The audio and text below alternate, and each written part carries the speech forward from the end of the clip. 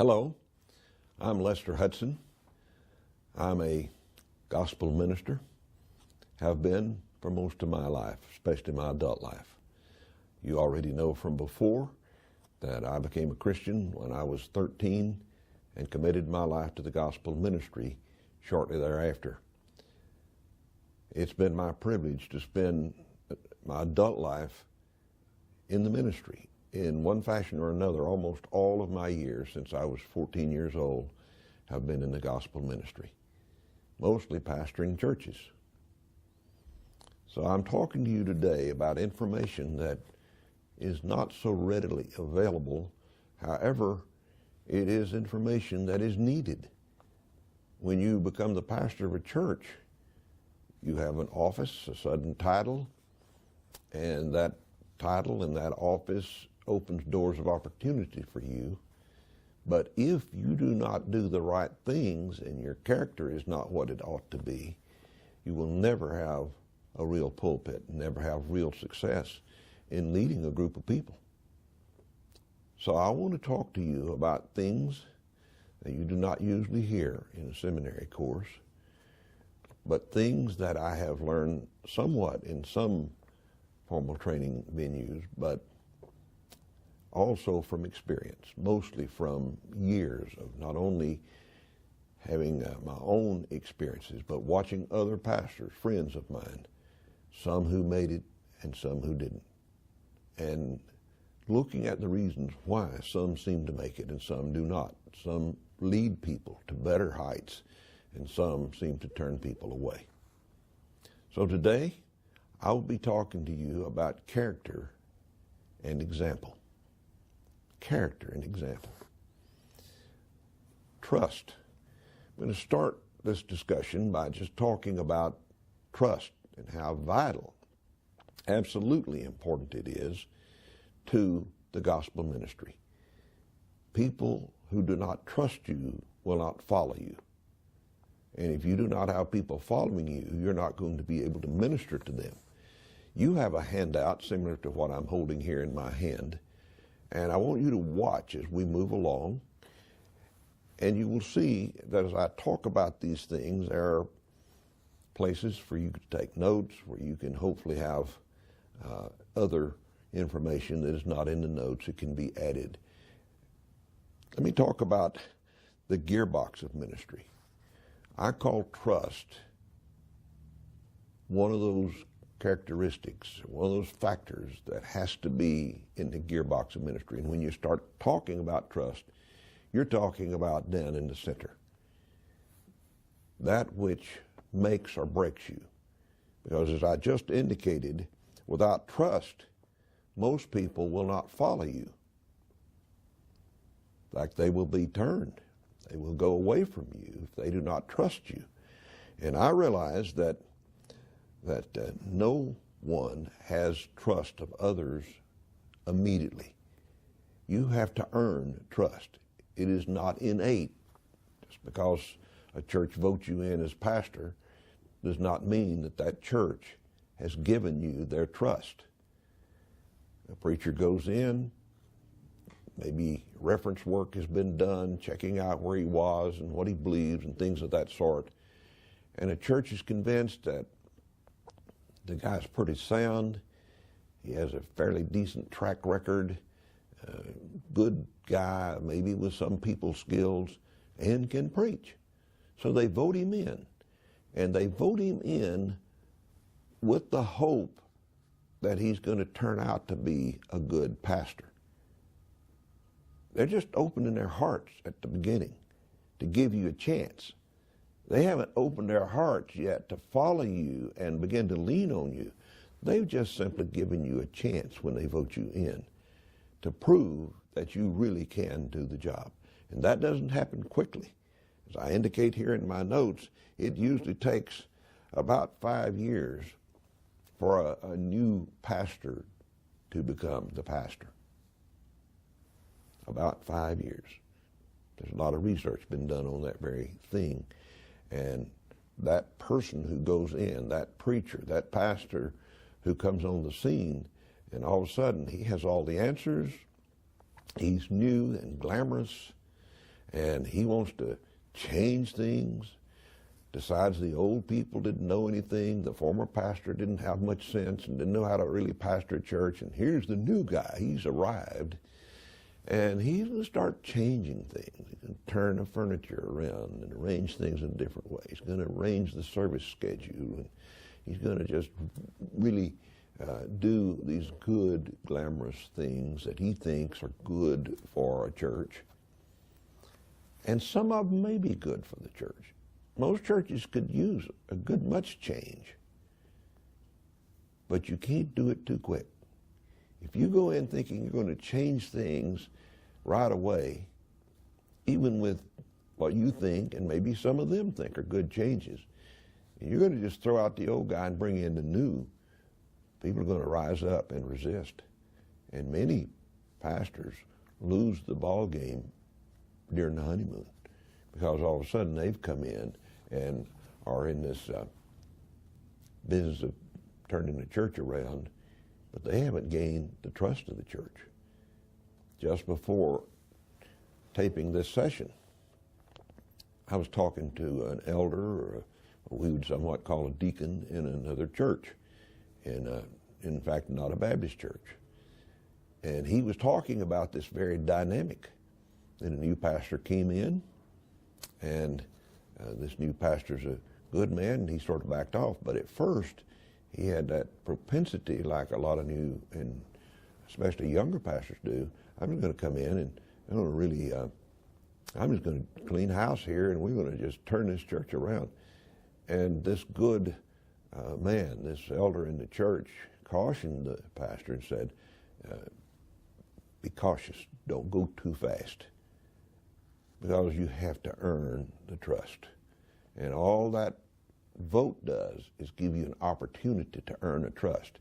And you're not a pastor until you get the trust. You do not have a pulpit until you get the trust. I mean a real pulpit. You can stand up there behind the wooden one or the glass one and preach, and it's a pulpit. But the pulpit I'm talking about is the hearts of the people. And they do not give you their hearts. You do not have a pulpit or a voice really into their hearts until such time as they learn how to trust you. And if they don't trust you in what you're preaching, both in the Sunday pulpit as well as in the private, talking to them at the bedside when they're sick or in the hospital, or talking to them in lunches and after lunch and discussing matters, sometimes spiritual, about their children, about problems they're having in their lives, money problems and other types of problems. If they do not trust you, they're not going to follow you, and your voice is not going to be strong in them. So I want to make sure that I establish this point that trust is a very fragile thing. It's hard to get it. It takes time to earn it, and that's the only way you can get it, is to earn it. But it can be shattered real quick. And once trust is shattered by a bad deed, some bad words, a real mistake slipped by the pastor, he's proven dishonest, he has a moral failure, other things of that sort can come along and shatter trust just overnight.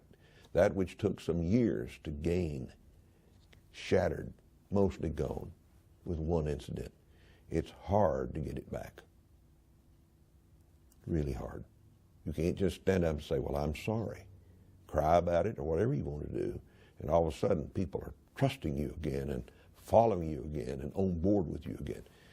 No, when you lose the trust of the people, it's hard to get it back, and you may never get 100% back. They may learn after a while to trust you some, but probably never like they trusted you before the incident that shattered the trust. I cannot overemphasize how important to gospel ministry this matter of trust is. For you, especially who are young, realize you're going to have to earn it. Don't think that you're going to get it just because you're glamorous and shiny-toothed. Doesn't happen that way. It's a slow process, but it builds a pulpit for you. And it establishes a lifelong ministry, providing you don't shatter it with some thoughtless or dastardly deed that comes along the way. Central to trust is character. That's what I really want to centralize our thoughts on today, is character. You can't have poor character and have real trust. Maybe for a little while, until people find out who you really are. But once your character begins to show, and it's poor character, the trust will begin to go away.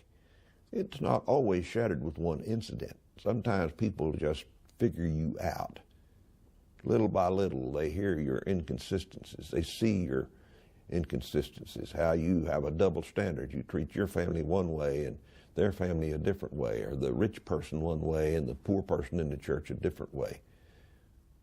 It's not a one-time incident that does it. It's just that the people who were trying to trust you, or maybe had given you some trust, begin to take it back, because the character takes the trust away. The bad character takes the trust away. On the other hand of that, of course, is good character will build your trust. People will follow you. They get on board little by little because you have good character. I'm going to give you this definition. It's in your notes. Character is the main or essential nature which distinguishes us. You know people, different people. And you know that different people have different character. There are distinguishing characteristics that indicate what kind of character a person has on the inside. Webster says character is, and I'm quoting here, the complex of mental and ethnic traits making and often individualizing a person, group, or nation. Your character is your essence. It's your core. It's who you really are. It's who you are when nobody's looking. As has been well said, it's who you are in the dark. It's who you are when you could do something, cheat in one way or another, and get away with it. I need to qualify and get away with it. Nobody ever gets away with it. God always knows. But I mean get away with it from people. With the law, perhaps. Your wife, you think, or husband wouldn't find out, or the boss wouldn't know if you stole things, carted home pencils from the office. I mean, you could get away with it. Nobody's going to catch you doing those things. So character is what guides you in the dark. It is really your guiding principle. It says, this is who I am, and I, if I have good character, would do right if nobody ever caught me doing wrong. I'm not doing right because I'm going to get caught or embarrassed. I'm doing right because it's right before God, and that's who I am. That's my character. A person's character can be good or it can be bad. I've talked about that already a little bit, but let me get into it a little bit more. Any of us can cheat. We're free. We have choice. God made us that way. We can tell the truth and we can lie. We can steal. We can abuse the wife. And we can be hard on the kids. And we can be a bully, a dictator, even as a pastor in a church. We can take advantage and live for self. That can happen. We have that choice. On the other hand, any of us can be honest.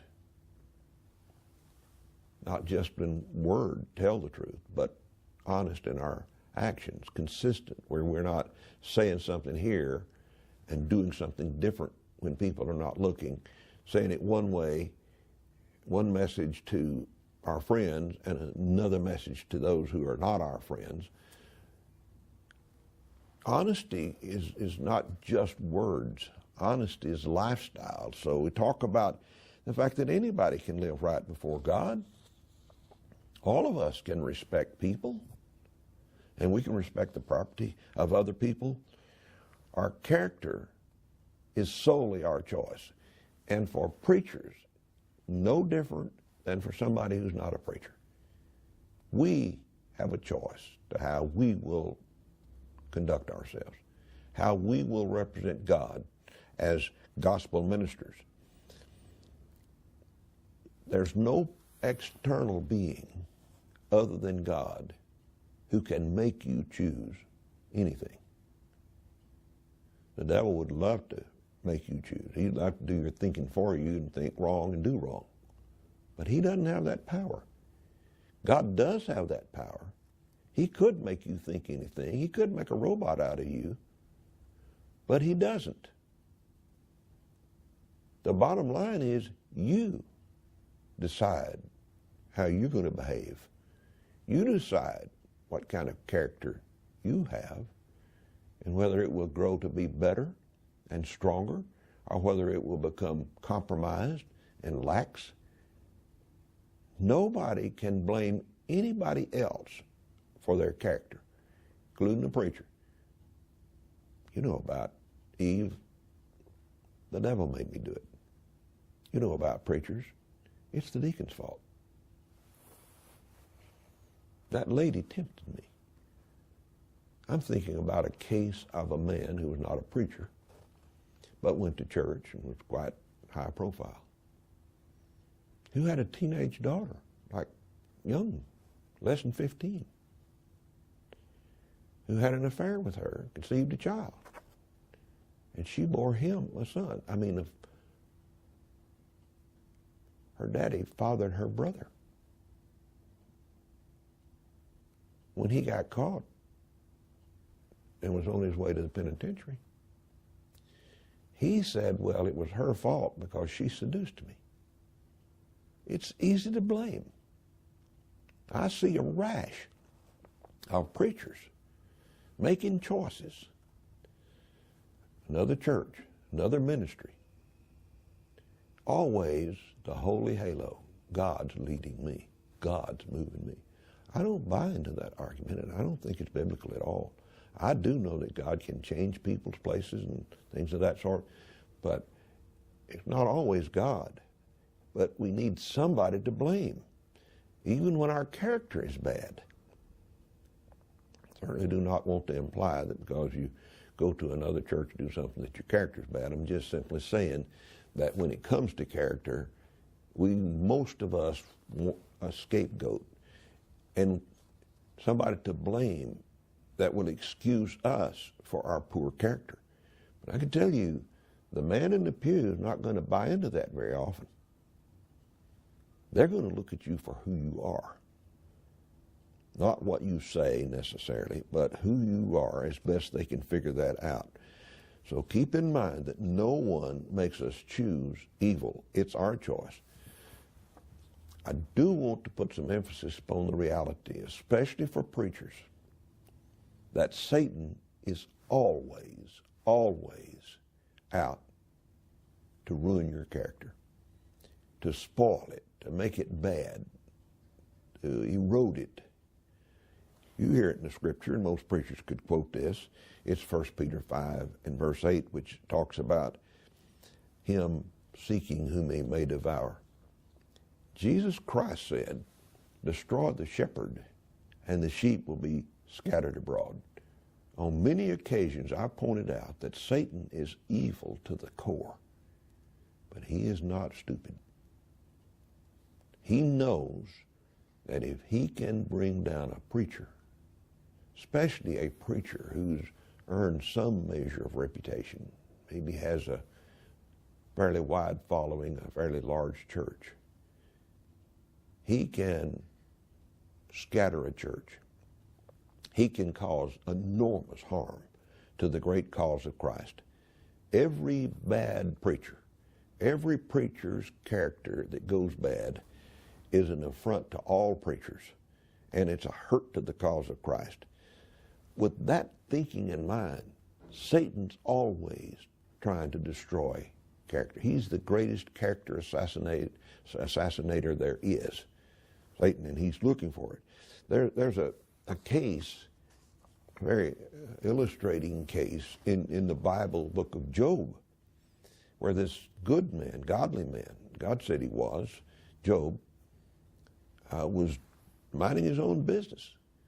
But in summary, Satan went in before God to accuse Job. He is called the accuser of the brethren. And there is some theological debate about how Satan can do that to God, but the reality is he does it to God, and he did it against Job. And he accused Job of bad character. He said he's a fraud. He's pretending. Satan said to God, he's only serving you because you're giving him material benefits. If you take away his material benefits, he'll quit you, God. I wonder how true that is if Satan says that to God about sometimes preachers. Are we doing it because God called us and we're doing it to his glory? Or we're doing it because we have to have a paycheck and this is where we can get one?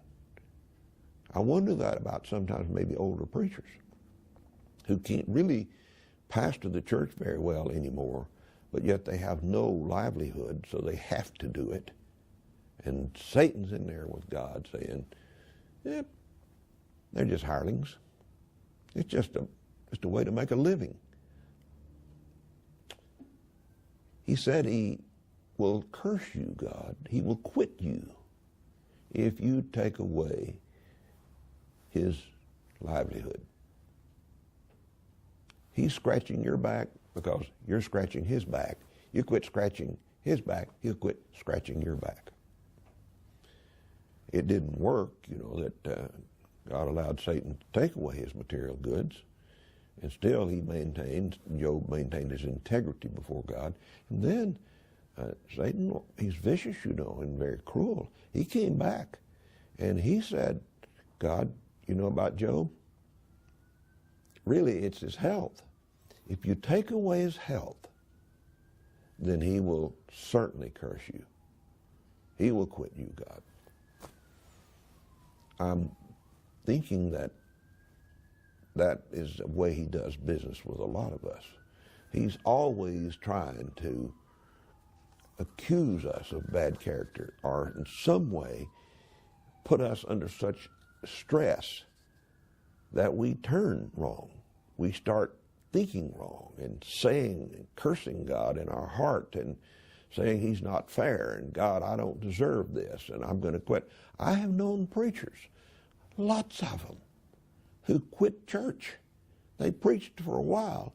Things didn't go well. They got in a wreck or they got sick or somebody died or the deacons threw them out on their raw end and they got mad about it and sour about it. What they did, they quit even going to church.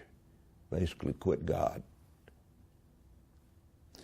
Satan's always trying to bring your character out to people. Let them see who you really are, why you're doing what you're doing. And so he did that with Job. My dad, who's been dead now since 2000, worked for years for the Lufkin Foundry and Machine Company. He told me about an incident where there's an atheist in their particular work group there in the foundry, always talking against God and kind of loudmouth. And my dad said he was working at his table one day and this man came by and said, Hudson, what would it take for you to quit God? My dad said, well, I'm not going to quit God. He said, oh yeah, you got a price, Hudson. He said, if I put a $100 bill down there, what would you do? Dad said, well, it wouldn't matter with me. I wouldn't take it. I'm going to serve God. I'm not going to lie and steal and cheat from this company. He said, oh, yes, you would. You got a price. He said, if I put $1,000 up there, 10,000, 100,000. He said, Hudson, somewhere you'd crack. You'd take it. You're really a fraud. You're just doing it because you don't have an opportunity to do any better. You could do better. If you had the money, you'd quit God. I wonder how true that is, even of many preachers. Had an opportunity to have sex with the wrong person, would you do it? You don't do it because it'd be a little hard, you might get caught. But if you knew you weren't going to get caught, if you could steal money from the church, you know there's cash money around, you could slip a 20 here and there, would you do it? Your character. Satan's working to exploit your character and checking you always, remember. And people are always watching. The deacons are watching. The visitors are watching. The regular people who come to church, they're watching to see what you're really made out of. Your own kids are watching, and your wife. They trust you because they believe you wouldn't take it. Your price is not there. That you really believe what you say. That this is right before God. It's not a game. They trust you. That vital element that they have to have for your ministry to succeed and for you to be their pastor. You earn that when people see you're under pressure and you keep standing for right and you're not compromising. Testing, as you can see in your notes, flushes out your character. It enables people to get a little peek. Nobody can see the heart. Only God sees that. But by what you say and what you do, especially under pressure, it flushes you out and reveals whether you're true or whether you're not true, whether you're doing what you're doing because you really believe it and it's right and this is your true character, or whether you're not. The qualifications that we have to meet to be in this business, this ministry business, this called of God business, the qualifications are all about character. You know they're given in two places in your Bible, and one of them is in the book of 1 Timothy, chapter 3, in the first 11 verses, and then they're somewhat repeated in Titus in the first chapter in verses 5 through 9. And these qualifications emphasize character more than any other thing. The reality about too many preachers, not all I'm happy to say, is that they're prone to zero in on a given verse or a particular word in a given verse, and particularly a verse that seems to support or substantiate what they think or what they're doing and sort of justify them. That's particularly done here with the qualifications of a gospel minister, a preacher, pastor. It's easy to get in, for example, on the husband of one wife, or have you been married before and divorced, and can you still preach? And I mean, that's a debate that just goes on and on from generation to generation. And I know something about the Greek syntax in that section in Timothy, and about the one at a time factor. But the reality is, when you look at the context, not just zeroing on one past verse or one little statement or idea that sort of justifies where you are, when you look at the overall picture of the qualifications for a man of God, character is the elephant in the closet. That's not an unseen elephant. I mean, he looms. Character is what the qualifications are about. This guy's not a drunkard. This guy's not sold on this world's goods and money.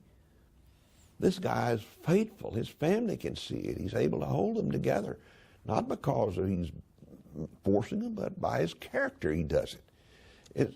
How's he going to manage a church? He won't be because he's the bully and can manhandle members. If you're going to have a successful church, it'll be because people choose to follow you. Because they saw in you the kind of right spirit, the kind of attitude, and the good character that we're talking about that made them trust you and believe you. So they follow you by their choice. not by your force, by your intimidation of those things. So these two sections of Scripture that deal with the qualifications are dealing with character, because God is smarter than anybody, including the devil. And God knows that your ministry cannot be what it ought to be. You cannot lead people successfully, especially in the long haul, if you do not have the right character. And character can be grown. It can be improved. It can be, you can change your very nature. And you say, well, I don't know how you do that. You're just born this way. Well, God changes people. We preach it. The Bible is full of God's Word that talks about the importance of God changing lives. That He can take a person, that clay that's broken and marred in the hands of the potter, and He can make it anew. We preach that message, and yet sometimes we say, well, that's just the way I am. To say that's just the way I am denies the grace of God. God can change us, mold us, conform us into the image of His dear Son. And that's what the Bible encourages in us. I want to tell you a reality of character, and especially bad character. It has a way of getting around. People figure it out pretty quick. And then they tell somebody who tells somebody. And the word leaks. And as it does, it destroys trust. It undermines a man's ability to command respect. And it takes away the willingness of the people to follow this man. And it turns away a church. It turns away, many times, a wife. It turns away children. One of the reasons that little boys, and sometimes little girls, grow up in a preacher's home where they have to go to church, they have to do this, and they have to dress that way. And then when they get out on their own, about 18 to 20, they go off to college and get married, and they go a different way. They quit going to church. They don't believe what Dad believed anymore. They don't live the holy life that Dad lived anymore. One of the reasons that that happens is because the character of the preacher was exposed. Maybe not totally, but they could see that my dad, my preacher dad, is not what he's cracked up to be.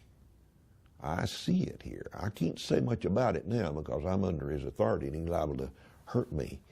But I don't believe what he believes because I don't want to follow him in view of what I've seen in him, in his life. So they turn away. I'm not saying that's the only reason that happens. But what I'm telling you is character gets around. And as it gets around, other people are impacted. And so a man may gain, and he may turn on followers during that honeymoon when he's got to open blank check, so to speak, to prove himself. But if he doesn't follow through, his character and his performance, as we're going to talk, doesn't follow through, then he will lose whatever he had gained, and people will be turned away from him once they see the true character. They usually fall away if it's not good character. But if it's good, then they begin to trust.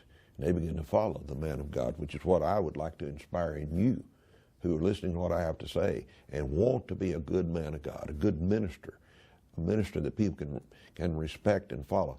You have to have the right character. You have to keep working on it because the devil's always trying to bring it down.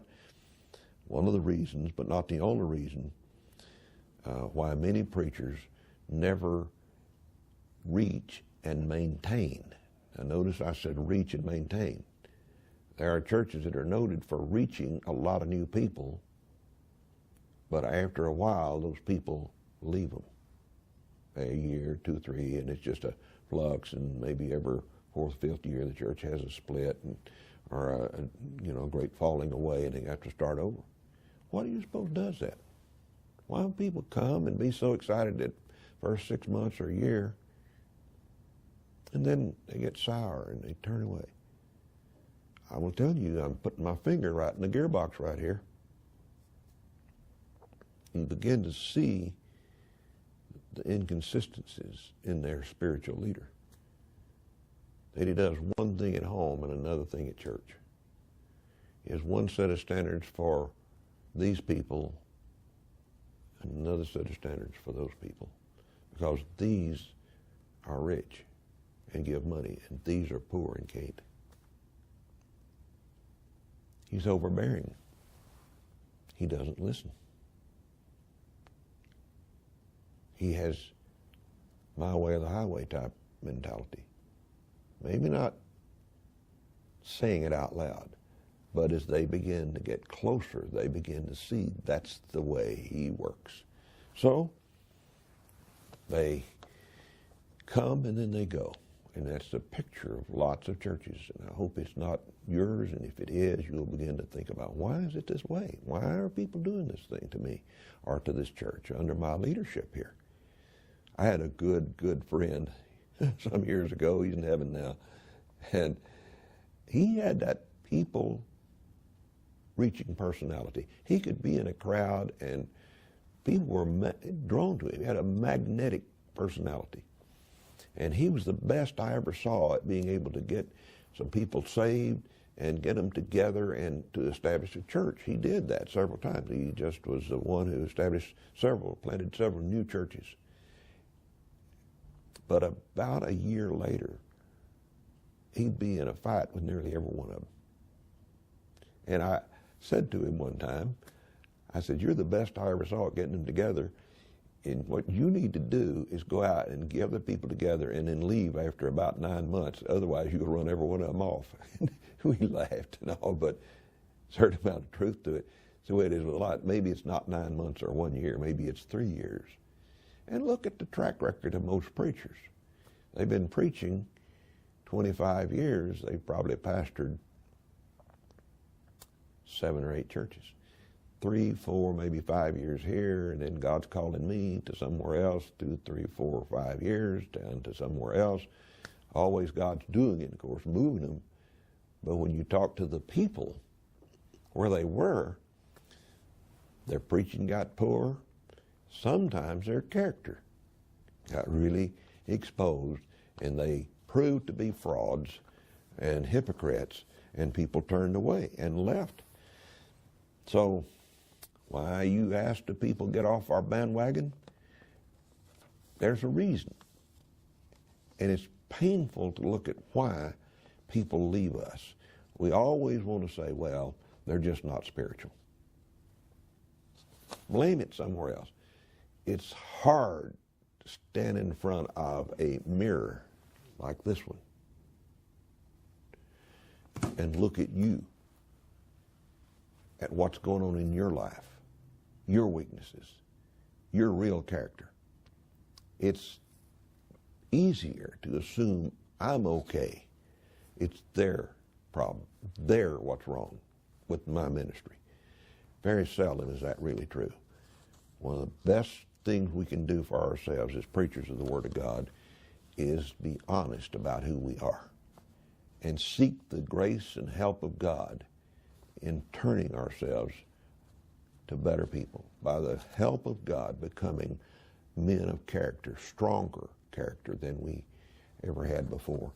And certainly renouncing those things of darkness, those character traits that destroy us and destroy our ministry, and to earn the trust of the people in your life. I want to spend the rest of this time talking about a companion to character, and that is example.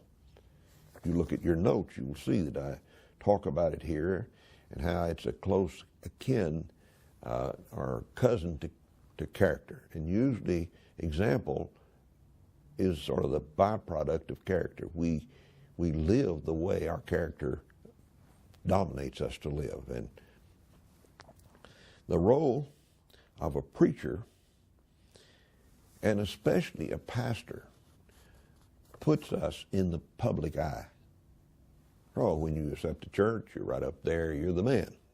Everybody sees you, the little kids, the older people, the younger people. You're the man.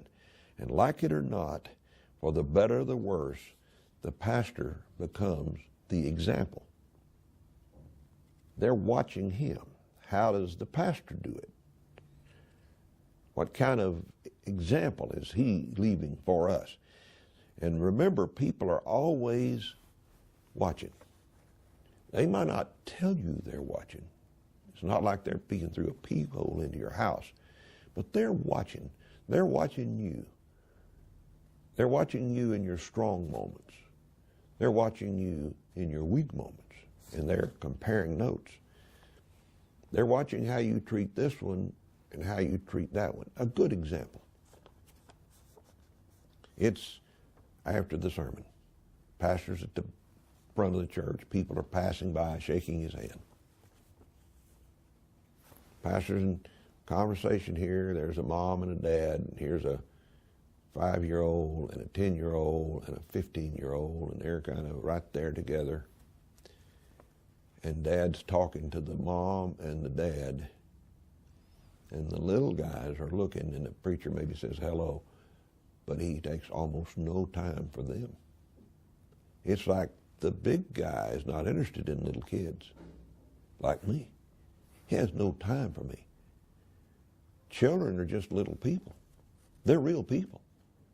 And they notice how they're treated. And they notice inconsistencies of how you treat big people and little people. Just little dead giveaways. What I'm saying is that people are always watching. People that you don't think, outsiders even, that see you at a grocery store checkout line, or maybe know that you're the pastor of the church. Just yesterday, I went to my barber. This was the third time, I believe, he has cut my hair. I moved to a different place, so I had to get another barber closer to home.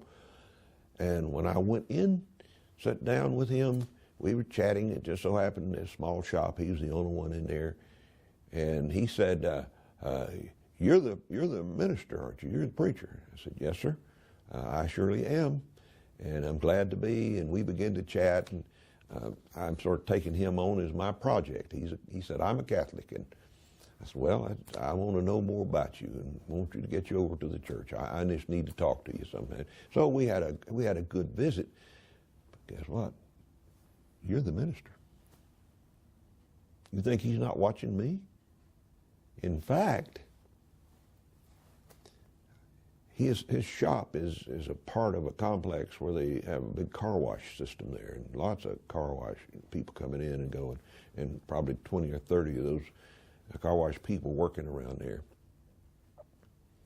When I was there the last time, I got my truck washed, and in the process of washing, somehow they pull my front bumper pads out of the grooves to clean in there and didn't put them back in there properly. And so I had to get them to redo it. So when I first went in, I left my truck. I told them the problem. I had brought my sales receipt so they'd know I got the car washed, got it waxed at the same time. And I had to talk to the third one, but I talked amiably to them, and ultimately they repaired they put the bumper back in. It wasn't a real big job, didn't hurt anything. It's just a matter of reinstalling this hard rubber into that little groove where it goes on both of those front bumper areas. So that all came down. And his name is Ray, my barber. He said, did they treat you right? You know what he told me? He's not only watching me, how I treated them. He's wanting to know if they treated me right. And they did treat me right, and I told him so. In fact, head man Steve came around a little later, and he said, Mr. Hudson, we're just going to give you a free car wash for our mistake. And I said, well, I appreciate you, and that builds customers, and that makes me want to come back here to your car wash and when I get a haircut. So I'm talking about the fact that people you don't even think are watching, they're paying attention to your example and how you handle things. So it's certainly true in the church, because people want to know if you're for real or you're fake. And invariably the example of a preacher, especially a pastor, influences lots of people. The sphere of influence, by the very nature of a pastorate, is fairly broad. Even in a small church, you have a pretty good sphere of influence. The people in the church, the kids, their parents and cousins perhaps that know about the new preacher over at the First Baptist Church, or if it's a small community, there's a new preacher over there, and the people at city council and the people all around town, they know about this. So a preacher has a good sphere of influence, and there are a lot of people are looking, and if his example is good, then the potential for him influencing the lives of many is very much better. People in the church, and by way perhaps of extension to some degree, people that are beyond the reach of the immediate congregation. It's the book of Hebrews, where in chapter 13 and verse 7, the preacher is told, or the people are told, to obey them that have the rule over you, for they watch for your souls, and they may give an account for you. This passage is certainly talking about the reality that as a preacher, you're influencing, you're affecting people. They're turned one way or the other, better or the worse, because of what they're seeing in you. If a preacher's example is bad, boy, does he ever have the potential to turn people away from God. As a young preacher, or whoever you may be that's listening to what I'm trying to communicate to you here, hope you get the message that your example is going to turn people on or off, because your example is a reflection of your character, and for the better or for the worse. I remember, some of you perhaps do, a preacher who had a great television ministry. In fact, I'm thinking of two of them back a few years back who had extensive television ministries and great following across not only the States but outside of the United States. And one of these preachers got in trouble with an affair, a moral affair, moral failure. And I mean, you talk about the late night TV shows joking about the preachers and the integrity of the preachers. It's like, because this man fell, people all over said, yeah, that's those preachers. Every pastor took a broadside because of that man's moral failure. All the good, godly, innocent pastors, wherever they might be, had people thinking, yeah, I suspect he's that way too. Yeah. He's corrupt. He just hadn't been caught yet. He just hadn't had the right temptation, the right kind of opportunity yet. One bad example can cause enormous hurt. When King David, you know, what a glorious reputation he has. Man, when he had that affair with Bathsheba, everywhere, all around, people began to mock his God, mock him. He's a fraud, and the people of Israel are fraud. You talk about laughing in the Bedouin tents. Oh, yeah, the sweet psalmist of Israel wrote all those songs, the Lord is my shepherd. Yeah, you see what he did with the man's wife, and he had the man killed to try to cover it up. I mean, bad example, because in fact, when God sent a prophet Nathan to David, to tell him about and confront him with this thing that he did, he said, by this thing you have caused the enemies of God to blaspheme all around us. You'll find that in 2 Samuel. Your action, your testimony, your not just your character, your example, it touches people. You cannot escape. I cannot escape that. And it can make or it can break your ministry. What people see either draws them or it turns them away. The Bible places so much emphasis on example. Jesus himself led by example. And listen to this scripture. or I have given you an example that you should do as I have done to you. John 13:15. If Jesus placed that kind of emphasis on example, how can we do less? We have to be aware of our example. In fact, 1 Peter chapter 2 and verse 21 says, let this mind, we're to follow in his step. And it's Philippians 2 and verse 5 that says, let this mind be in you, which was also in Christ Jesus. That's for every Christian, but especially for us who are in the ministry. Your example, it's got to be exemplary. Otherwise, it erodes from your ability to reach people, as I've already indicated.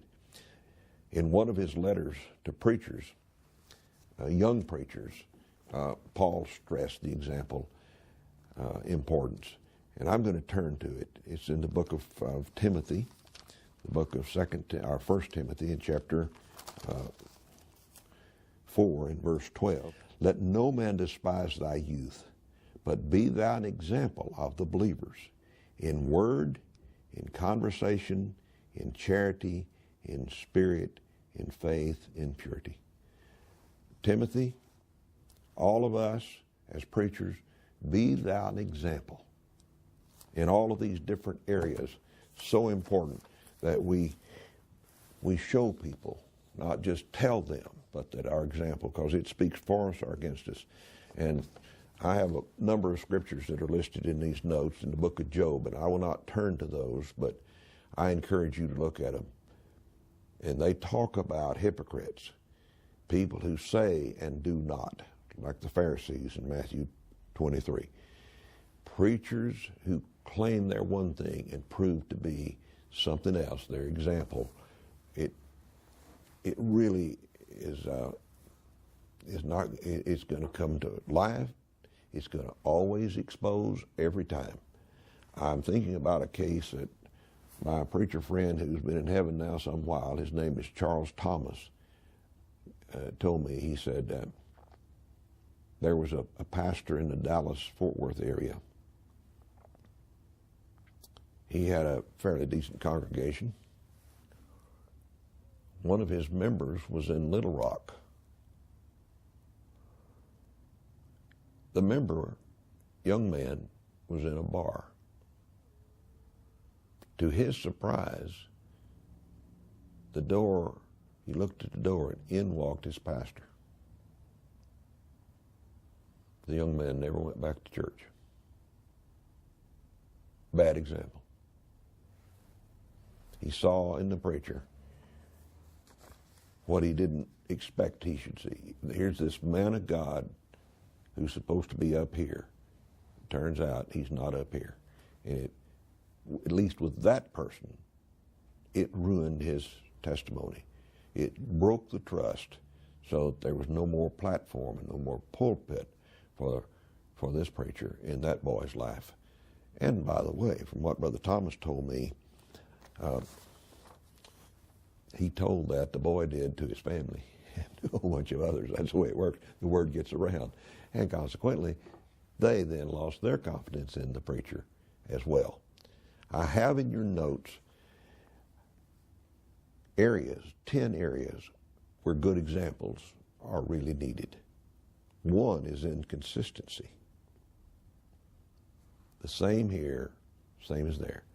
One set of weights and one set of balances, as Moses said, should happen in the Old Testament when it came to weighing and measuring things. We have to have consistency, and it is rare. A dear friend of mine who's now in heaven, a preacher friend, said, "Oh, consistency, thou art a rare jewel." Look in your own life and ask yourself, how consistent am I? Number two, practicing what you preach, sort of along the lines of consistency. But whatever you preach, either in the pulpit or one-on-one with people, they need to see it. They need to see your example. You're doing what you say. Practicing what you're saying is right and should be practiced. Number three is temperance or self-control. And in a later lesson, I'm going to talk more about temperance and exactly what that entails and how it's very unique. But right now, let me just say, we must show ourselves in control. When you give it to temper fits, to outbursts, or fits of passion and such, it's a bad example, and it turns people away. Number 4 is good treatment of your wife and family, especially good treatment of your wife and your family. If it doesn't happen at home, it will move into the church, and people in the church will see that the home life's not right, and there will be a falling away from your ministry, a lack of respect for you at the church because of what you're doing at home. And let me just say, young preachers, especially with families, and not just preachers, but whoever you may be, if you're in a special leadership role in the church, take care of home. Take care of your children. And don't use the church to have an outburst against your kids. I was in a church service many years ago where a outgoing, personable young staff member happened to be leading singing, and he had some children, and one of his little boys was misbehaving out there in the church. He stood in the pulpit and yelled at that boy he needed to behave. He's going to give him a beating when he got home and all that. You know what it did? It just destroyed him right on the spot. The example. Talk about kindness. Take care of your kids. People need to see that example in their pastor. And they need to also see example of absolute honesty in word and in behavior, paying your bills and things of that sort. And objectivity, that you're objective enough to see over those subjective efforts, that you're able to look at a thing and not see it too big, inflated, or too little deflated, but you're able to just get to the facts and get an honest look at a picture. That is a wonderful example. To be able to do that will really draw people to you. And also is diligence. See a man that is diligent in his work, he's the guy who can help others. He's the guy who, Solomon said in the Proverbs, is going to be able to rule over others and be the kind of pastor he needs to be. Also integrity, just integrity throughout your life so that people can see it's across the board. Purity, practicing pure motives and pure actions, and humility, not vain or pretended but real humility, that you do not see yourself as this glamorous, great, I've arrived person, but just plain old humility. And I will just close here by saying that good character and good example are vital to the ministry.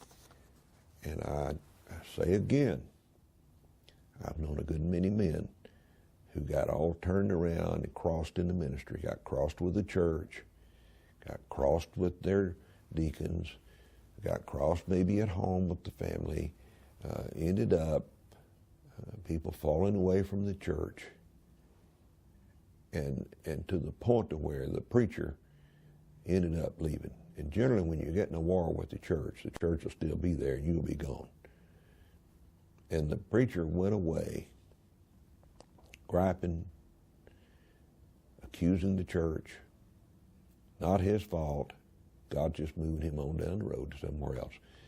When the real issue that everybody around could see, he just has poor character. This guy's just not what he's cracked up to be. He just on these fine points down here where he ought to be an example, he's not a good example. He's inconsistent. He's a hypocrite, and they don't follow. Lord willing, I'll be talking to you in the next session, and we're going to get into personal discipline, the importance of being able to be in control of your own self, this matter of temperance, which I mentioned a while ago. Thank you for being here today.